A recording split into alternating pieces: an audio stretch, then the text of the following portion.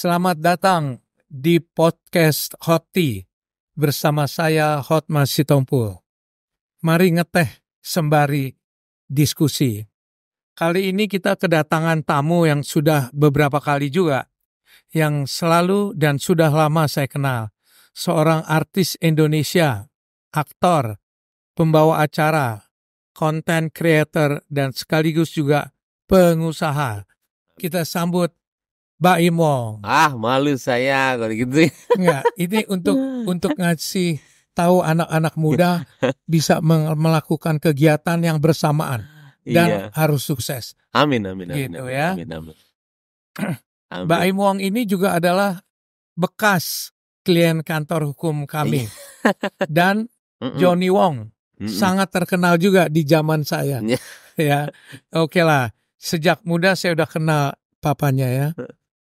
Oke, sebelum kita mulai, mari Mbak Im, kita ngeteh dulu. Boleh, Ayo, boleh. Sekalian saya nanya Om, Papa dulu bandel bener? Gimana jawab? Ntar aku telepon dulu papa kamu. Gimana nih anak lu nanya? Enggak, papanya baik bener, baik lah. Enggak, bandelnya bandel. Seru lah katanya Papa dulu Iya, tuh. terarah bandelnya. Maaf loh, ini ada Kiano nih Om, karena belum bisa lepas ini dia. Buat saya, hal seperti ini menunjukkan kamu orang baik. Amin. Tidak banyak juga orang bisa begini. Benar, Iya. kau bersyukur bahwa anakmu bisa nempel sama kamu. Orang bilang jangan sampai satu waktu kamu kehilangan rasa itu. Ya, tetap begitu. Biarlah anakmu dekat sama kamu. Iya, saya nggak tahu kenapa dia emang. Kalau saya sih seneng anak kecil ya dari dulu gitu loh. Tapi sekarang jadi bukan beban, kayak seneng. Cuman nggak tahu nih terlalu ini atau nggak ngerti. Saya juga sampai nggak mau ditinggal sejam doang sih. Nggak mau ini. Oke, baik. Aku kenal kamu kan udah cukup lama juga ya. Selalu kamu ceria. Amin. Saya jarang ketemu kamu susah gitu ya. Iya, itu juga satu hal yang luar biasa. Itu kan artinya kamu bersyukur terus. Amin. Ya. Dan saya juga tahu seperti LBH kita nih selalu membantu sesamanya. Saya ngikutin juga itu podcast kamu yang kamu selalu membantu orang. Amin. Saya merasa itu tidak dibuat-buat karena kami juga melakukan itu. Kita juga banyak menolong orang dan sama seperti yang kami alami juga, ada orang yang senang, ada juga netizen yang pikirannya jelek aja. Ya? Iya. Karena dari pengalaman aja kamu juga ngalamin. Iya. Bagaimana kamu berbuat baik, orang tetap pikir jelek dan ngomongin yang jelek. Betul. Ya. Betul. Nggak usah peduli juga karena kita tahu di dunia ini ada orang yang cuma ngomongin kejelekan aja, menyampaikan kejelekan. Kenapa bisa begitu? Karena orang-orang itu tidak punya kebaikan untuk disebarluaskan. Yang keluar selalu yang jelek-jelek aja. Tapi saya lihat juga kamu tidak terpengaruh sama itu. Tetap kamu lakukan. Betul. Ya, ini kan kita berbuat begitu untuk Tuhan juga. Bahwa saya tuh malah sekarang tuh di posisi kayak ada saatnya saya harus bilang, ada saatnya enggak. Cuman kalau kemarin syiarnya itu agak, ya namanya juga orang ya, manusia. Cuman kalau saya pribadi tuh memang selalu dijauhkan ya, apa yang namanya saya itu mau dianggap baik, nolong, habis itu juga dianggap apapun itu ya, karena itu kan persepsi orang. Kita nggak pernah menilai saya itu orangnya seperti itu. Cuman balik lagi ketika orang seperti itu, ya saya menyesuaikan. Yang menyesuaikan gimana? Kalau emang ada berpikiran seperti itu, apalagi saya dibilang pernah kayak menjadikan mereka yang miskin itu untuk ladang uang. Saya sampai bingung bacanya.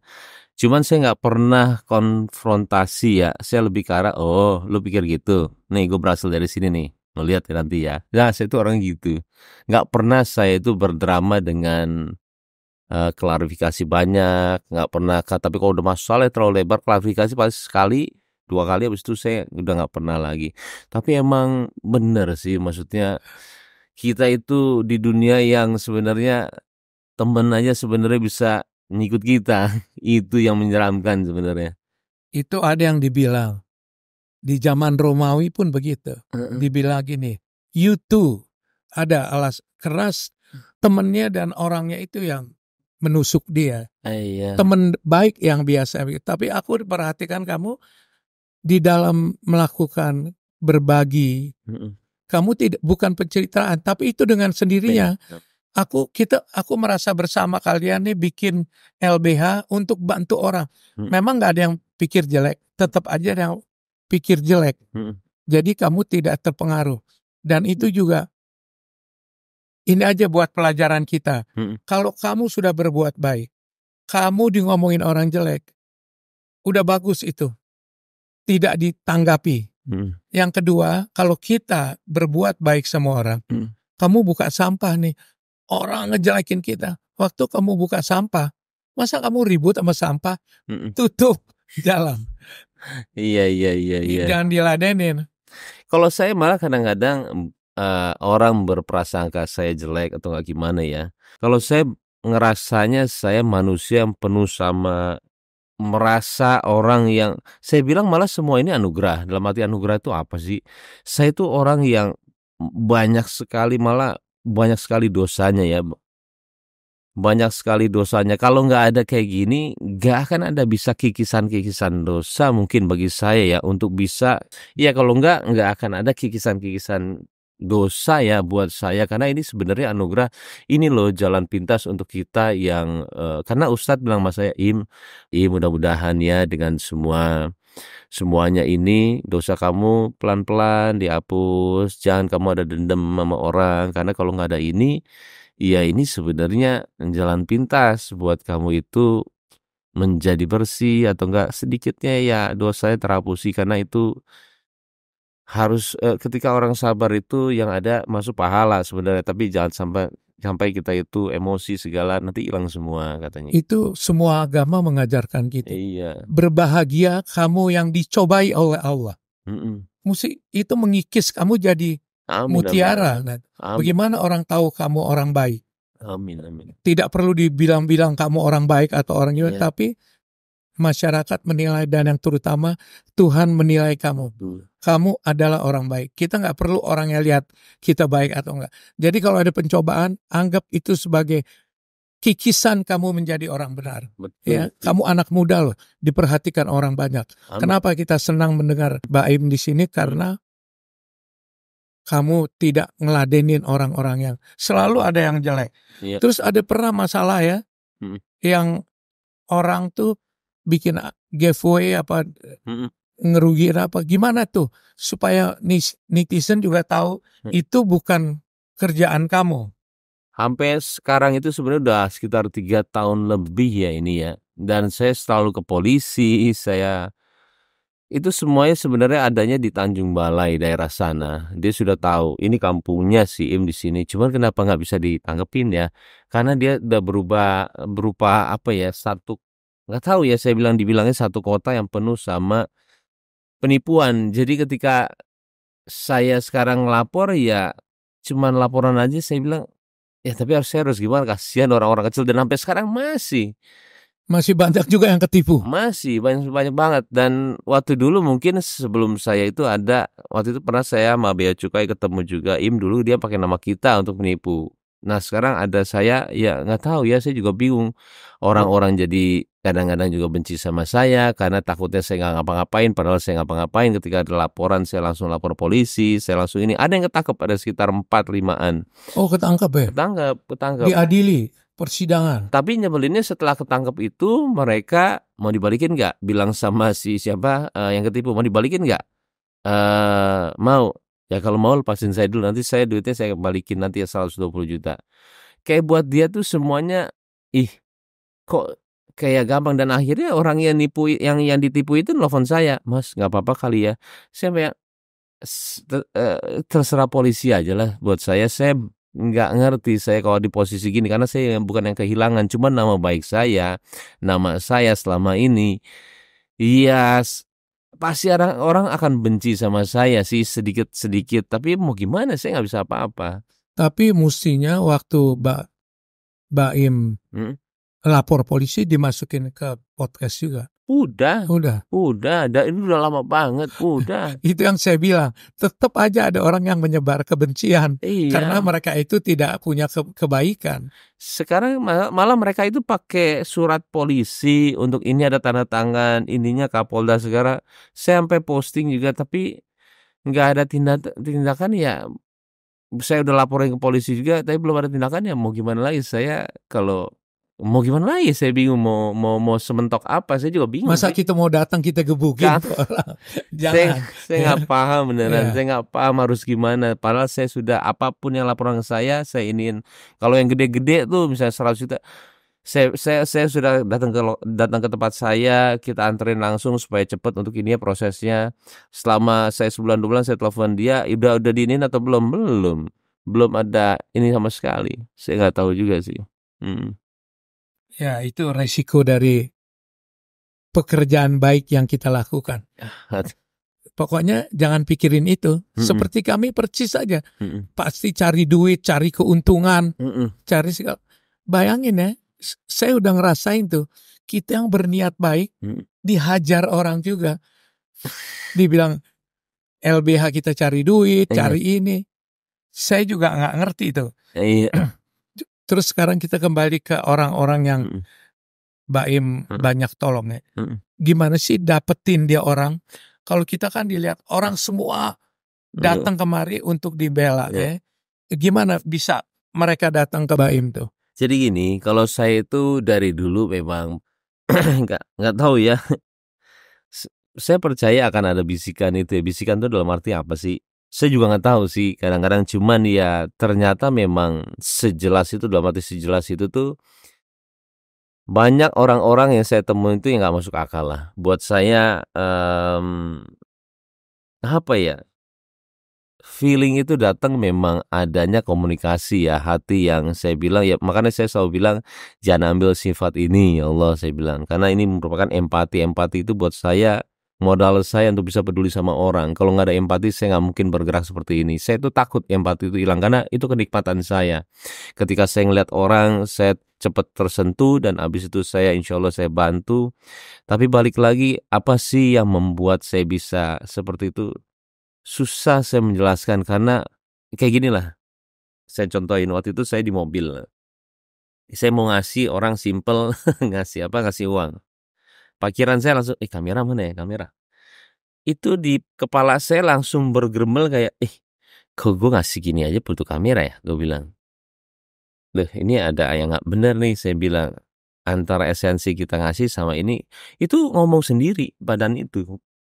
Dan akhirnya saya nggak jadi kamera abis ini. Tapi itu pengingat-pengingat saya di dunia buat saya. Kalau nggak ada itu saya akan kelepasan. Dan itu ya saya menjaganya itu waktu kemarin lebih jelas lagi saya. Saya nolongin orang yang biasa orang untuk dia jatuh ininya apa sih gerobaknya jatuh, saya turun langsung. Makanya empati itu indah sih buat saya. Saya langsung turun jatuh, saya iniin ternyata ada kamera di belakang saya. Habis saya idiin, saya udah selesai ini, saya bilang, yang tadi matiin aja, jangan ini. Saya nggak mau semua itu kayak apa ya? Ini semua bukan karena ngerti nggak sih? Saya tuh susah untuk menjelaskannya. Tapi ada yang boleh kita siarkan, ada yang tidak. Tapi jangan sampai suatu nggak kebetulan ini malah jadi. Saya takut pahalanya hilang kalau saya. Iya betul, ria Saya kan. takut pahalanya hilang. Jadi susah tuh itu seperti itu. Sebetulnya begini. Kita semua, ini LBH udah 21 tahun, 22 tahun. Tetap aja orang pikir jelek. Jadi tidak peduli sama itu. Bagaimana niat kamu? Niat kamu, ngerti dong? Niat kamu tuh apa? Kebaikan. Bodoh amat. Biar aja Tuhan Allah yang menilai kamu. Selalu ada dua pendapat. Selalu. Untuk satu masalah, paling tidak ada dua. Apapun yang kamu lakukan, orang bisa bilang, itu siar buat nyari duit lagi. Tetap juga ada ngapain peduli sama hal-hal seperti itu. Benar. Belum lagi di LBH nih. Orang kamu tadi saya tanya belum terjawab. Bagaimana orang tahu kamu berbagi? Tentu dari podcast. Ya. Jangan terganggu sama itu. Karena ada orang juga yang memanfaatkan itu untuk jatuhin kamu. Di sini datang. Syaratnya dua. miskin dan teraniaya secara hukum. Datang orang kaya nggak mau pakai lawyers yang cari duit atau yang profesional. Datang ke LBH minta dibantu gratis. Gimana kamu bilang sama orang-orang itu bahwa membantu orang miskin itu untuk orang miskin. Jangan ada orang mengambil hak orang miskin. Kan? Kenapa kamu berbahagia? Karena kamu enak loh. Berbagi itu, menolong orang. Luar biasa. Nggak bisa dibilang. Nggak bisa dibilang, betul. Itu rasanya nggak bisa dibilang. Kemudian banyak gangguan itu. Ngapain kamu jadi mundur? Enggak lah, kalau saya nggak mundur, lebih ke arah saya sekarang ada yang saya berusaha menghilangkan itu dengan satu sisi ini perasaan saya ini deh, saya tonjolin, yang ini kita diem dulu deh. Semua strategi sih ya hidup ya, tapi saya mau mereka semua itu yang melihat kita negatif itu, gue nggak begini loh, gue begini, tapi nggak ngomong, tapi lebih ke arah ya ngelakuin sesuatu hal yang kita bisa dan ekspertis di situ ya. Saya cuma bisa seperti itu sih kalau saya ya pribadi. Makanya yang terpenting tadi saya bilang, kamu punya niat baik, diganggu-ganggu sama orang, masa mundur gara-gara itu? Enggak lah. Kalau saya nggak mau, enggak lah. Yang ada kita kalah. Terus ada berita kamu berbisnis tuh kan nyari duit lagi. Terus kita melakukan kebaikan, bisa nggak kalau nggak punya apa-apa? Tentu bisa. Tapi apakah efektif dan bisa diberitahukan kepada orang bahwa kamu bisa banyak berbuat? Kamu berbisnis, bagus itu. Tentu ada juga orang ngomongin yang kurang baik juga, betul nggak? Jadi yang saya bilang, ingat Baim, selalu ada dua pendapat orang. Baik atau buruk. Minum teh bagus nggak? Oh bagus, lagi hangat. Kalau ini nggak bagus buat perut, ada aja. Terus gimana kamu ngejalanin bisnis kamu tuh? Ada kendala-kendala nggak? Kalau saya kendala pasti ada, cuman alhamdulillah sekarang sih aman, semuanya menyenangkan buat saya bisnis sekarang ya, karena sudah terlalu lama belajarnya juga. Saya kan di resto tuh 2007 sampai 2020 lah. Banyak sekali bangkrutnya, bahkan cuma beberapa aja yang survive. Tapi sekarang 2020 ke sana tuh menyenangkan, indah banget buat saya. Karena kita sudah tahu caranya bagaimana, harus bagaimana. Ya buat saya belajar, mahal sih belajarnya saya, lama banget saya, ada 13 tahun lah saya. Tapi orang bilang, jadi gini loh, kalau saya sih, ketika saya mau maju tuh bahkan orang-orang terpenting dalam hidup saya tuh yang suka ngerem saya, udah nggak usah lagi ya. Yang ada cuman keyakinan saya aja untuk kayak mikir gue berhasil kok di situ, lihat aja. Tapi kalau bahkan ya keluarga kita juga, udah ya nggak usah bikin restoran lagi ya. Tapi nggak akan bisa ngalangin saya untuk nyampe visi saya kecuali diri saya sendiri. Jadi buat saya tuh makanya bingung ya ketika juga ada nanti anak muda ini kamu nanti pesannya apa? Saya juga bingung ya. Sekarang kita masih berusaha, tapi dalam arti kalau kekuatan itu tidak ada di keyakinan diri sendiri, nggak akan bisa sih buat saya ya. Jadi misalnya tanya tadi bisnisnya gimana? Menyenangkan sekali, tapi ya power of kayak diri saya sendiri aja. Sekarang bisnisnya sendiri aja. Apa namanya? Tiger Wong Entertainment. Iya. Bagus itu ya. Itu berjalan dengan baik. Baik, jadi ada restoran, saya ada entertainment ke semua ya, produser TV, sekarang udah film juga, sekarang jadi ke serial untuk yang TikTok atau serial yang 1 menit 1,5 menit. Jadi semua itu kalau saya hulu ke hilir, kalau yang entertainment semuanya kita iniin, dan alhamdulillah positif semuanya. Nah, kalau restoran sudah berjalan juga, Roti Romi, Sate Celup, Mbak Pia, banyak sih, iya satu-satu sih. Tapi enaknya sudah ada orang-orangnya, jadi buat saya menyenangkan. Ya artinya begini, Baim, kamu harus punya mimpi. Iya. Dan mimpimu itu harus kamu bikin kenyataan. Betul. Karena ada orang mimpi aja nggak berani. Mimpi aja untuk jadi orang sukses. Iya. Ada lagi mimpi-mimpi aja. Iya, bagus kan dia. Tapi mimpi-mimpi aja. Pemimpi kan ada. Iya. Nah kalau kamu punya mimpi dan kamu wujudkan itu bisa membawa kebaikan ke banyak orang. Kamu terkenal, kamu diikutin orang. Kelakuan kamu nggak benar, semua bisa ngikut. Kelakuan kamu baik aja masih orang macam-macam. Iya. Kan banyak ke tempat Baim nih, pasti ada juga orang yang kesulitan hukum. Saya mau kasih nasihat, kalau begitu pergilah ke LBH atau carilah pengacara yang menaruh hati untuk orang miskin. Ya, sampaikan aja. Tentu kita akan bantu seperti Baim melakukan kebaikan terhadap orang yang tidak mampu. Nah itu nggak bayar sama sekali. Ke LBH? Enggak. Syaratnya dua aja. Miskin dan teraniaya. Pasti kita bela. Miskin itu tentu mesti ada surat keterangan miskin ya.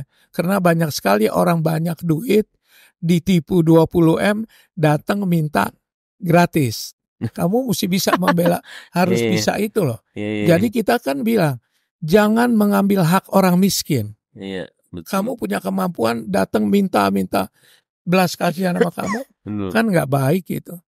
Dari sepanjang yang kamu bela bantu itu kan banyak, bukan ini, saya yakin deh, orang yang minta bantu sama kamu bukan yang kebetulan aja, datang memang betul-betul minta bantuan, dan itu kan kamu nggak bisa podcast. Iya betul. Kan yang di atas yang lihat. Iya betul.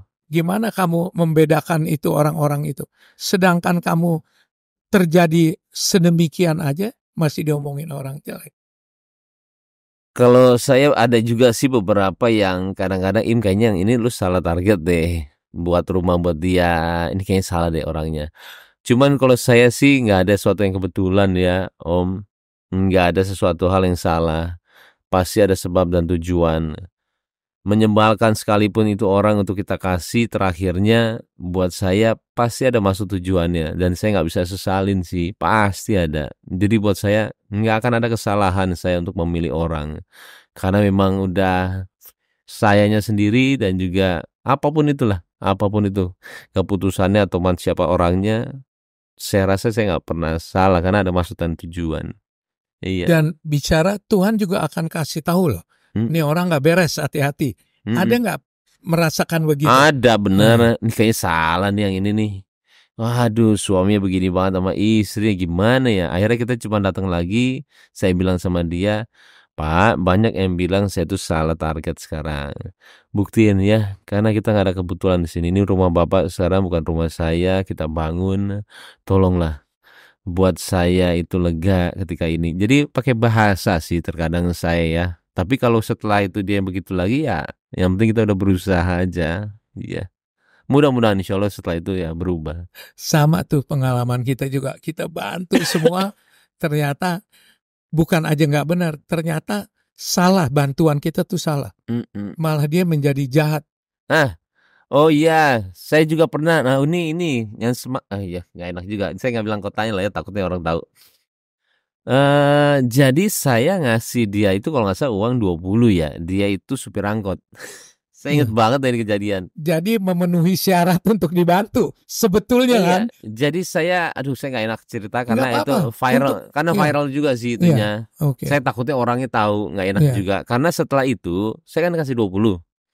Lucunya setelah itu dia nggak mau narik angkot lagi. Lah, istri yang bilang, Mas, kalau bisa jangan ngasih suami saya uang lagi ya. Hah? Kenapa? Saya bilang, dia udah gak pernah kerja sekarang. Karena buat dia uang 20 juta itu gede banget. Akhirnya dia malah buat posisi itu, iya. Jadi dia gak pernah kerja, dia ya jadi kayak, loh, ya juga ya dalam hati saya. Ini kalau orang yang gak tepat juga bahaya juga. Karena 20 juta, iya ya. Sedangkan 20 itu kan saya kasih sebenarnya buat beli mobil angkotnya, nyicil kalau bisa, atau nggak beli motor untuk ini. Ternyata apa yang kita feedback ke kita untuk keluarganya itu malah, Mas jangan kasih uang lagi ke suami saya, karena dia udah nggak pernah narik lagi sekarang. Boro-boro dia ngasih saya, enggak, keluarga juga enggak, semua. Iya juga saya bilangnya. Nah itu yang saya bingung sebenarnya. Makanya saya bilang, waktu kamu mau berbuat jahat, berbuat baik pun kamu tanya sama Tuhan. Kita lagi mau jahil nih. Gimana nih pandangan Tuhan? Enggak boleh. Waktu mau berbuat baik juga gitu. bantuan kita bisa merusak dia. Betul, benar. Saya kalau gitu yang bingung, saya di luar mikiran saya Itu yang sih. tadi saya bilang, apapun yang kamu lakukan, apalagi untuk kebaikan, tetap bertanya Tuhan, tepat nggak nih Tuhan? Karena hati kita berbelas kasihan, ya nggak? Dia susah, kita beliin rumah, begitu dia punya rumah dia kawin lagi. Iya, takutnya gitu. Iya. Bener. Jadi coba bertanya sama Tuhan, pasti dapat itu. Iya. Ya, kan nggak usah takut menceritakan pengalaman-pengalaman kamu, karena ini menjadi pembelajaran buat anak-anak muda seperti kamu. Amin, amin. Ya, jadi terus saja berbuat baik.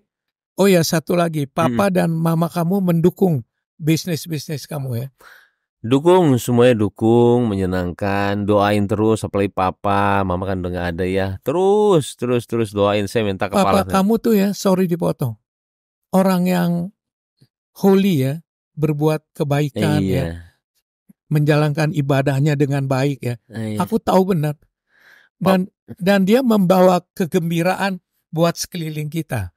Itu contoh tuh papamu, ya. Papa tuh dibilang pokoknya waktu itu sama Om Antoni Salim ya, dibilang, John lu gak usah kerja lah, lu ditipu mulu. Jadi buat saya tuh papa itu memang sebegitu polosnya sih ya, sampai dia itu di posisi yang temennya gaulnya banyak banget, yang akhirnya ya sampai temen-temennya juga membuat kayak ada Johnny Wong, pokoknya seru aja. Tapi balik lagi papa itu mengajarkan saya bagaimana caranya saya nggak memanfaatkan orang sih, itu dia. Oh enggak, dia bukan orang yang begitu. Papa temennya tuh, orang ade semua istilahnya.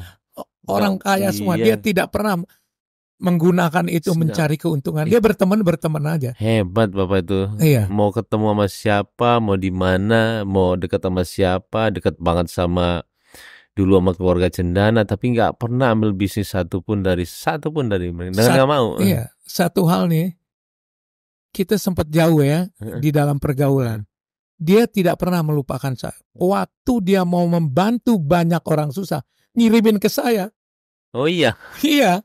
Tanya deh sama papa. Apa waktu itu? Banyak masalah, bukan masalah dia. Masalah orang. Masalah orang. Oh. Hebat dia, hebat. Benar. Iya, itu saya belajar dari papa. Nggak pernah menjilat, nggak pernah memanfaatkan orang. Buat saya, orang depan saya sama. Iya, dia seru aja orang. Iya. Seru aja. Iya. Iya deh, bisa kasih tips nggak buat anak-anak muda gitu? Misalnya, terus bersemangat, jangan takut dengan halangan. Gimana? Nah, kalau saya sih lebih ke arah otentik ya, jadi diri sendiri apa adanya. Buat saya itu keaslian itu sekarang penting banget ya. Saya dulu berapa ya, 2 tahun lalu kali ya, yang bertubi-tubi masalah itu saya tidak pernah mau jelasin ke satu-satu teman saya hanya bilang sama diri saya dan juga orang lain, saya nggak pernah palsu jadi diri saya. Kalau dia mau menganggap saya tidak baik, gak apa-apa. Tapi orang yang mencintai saya tidak perlu menjelaskan kepada mereka. Buat saya pembenaran di depan manusia itu gak penting. Saya cuma punya niat dan Allah tahu niat saya, buat saya cukup. Jadi buat semuanya yang terlalu memikirkan orang lain, pendapat orang lain, pemikiran lain, janganlah. Karena itu sebenarnya yang menahan kita untuk maju. Apalagi zaman sekarang ya, media segala.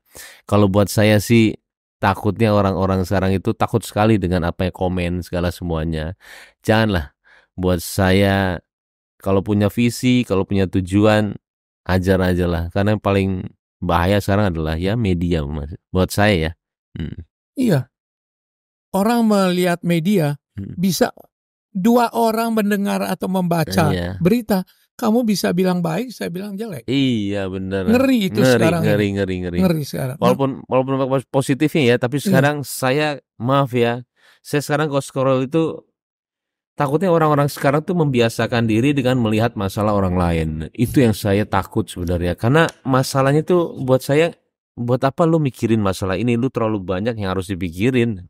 Dan orang sekarang sekepo itu sih dengan masalah yang karena dijejelin terus. Bayangin kalau kamu terpengaruh dengan omongan netizen, gila. Makanya saya sampai yang ya Allah, Makanya saya kadang-kadang memberhentikan diri saya untuk sesuatu hal nggak penting itu saya nggak ini. Cuman emang kerjaan kita ada di situ juga. Gini nih, nasihat dari Om nih. Mm-mm.